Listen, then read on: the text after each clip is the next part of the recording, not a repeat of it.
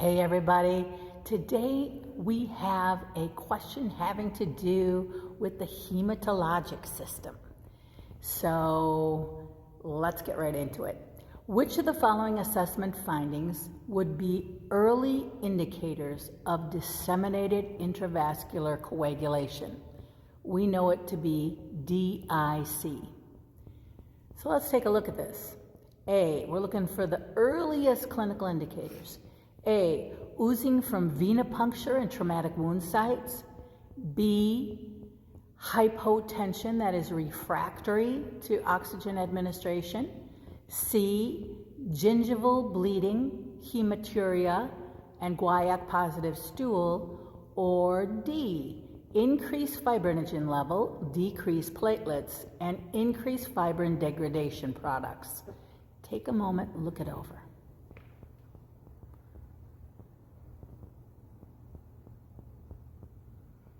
Okay guys, A is the winner here. Definitely oozing from venipuncture and traumatic wound sites. You know, it's the patient that the phlebotomist comes to, let's just say, do a blood culture, and one of them has to be where they actually stick the patient for this rather than, you know, drawing it off an A-line. And even though the phlebotomist is long gone, this patient still is oozing and oozing and oozing from the venipuncture site. Or maybe you have a surgical patient or a trauma patient that keeps on oozing and oozing from a traumatic wound or a surgical site. Those are early clinical indicators of impending DIC. Hypotension that is refractory to oxygen administration. Well, that really is the hallmark of ARDS. Now, it is true that ARDS and DIC, unfortunately, go hand in hand and increase the patient's mortality rate dramatically. But the question is asking here, what is an early sign of DIC? And that doesn't fit the bill. Gingival bleeding, hematuria, and guaiac positive stool. Again, for that one, let's just think about that. That's going to be later. I mean, the patient is well into it when we start seeing blood in the stool and in the urine and coming from the gums. We're more likely to see that oozing thing. Maybe throw in some petechiae before we'd see gingival bleeding, hematuria, and guaiac positive stool.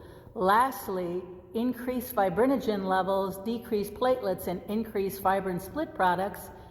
Well, the deal breaker there for D, the deal breaker is increased fibrinogen level.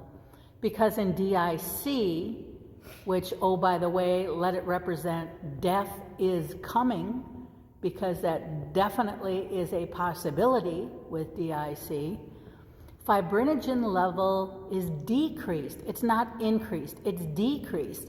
That's why DIC sometimes is referred to as a consumptive coagulopathy, which means that we consume all our clotting factors and we wind up bleeding as a result. So we make a bunch of clots in the microcirculatory bed that consumes our platelets and our fibrinogen, and then we bleed. And that's why DIC is always referred to as a paradoxical clotting and hemorrhaging type of phenomenon.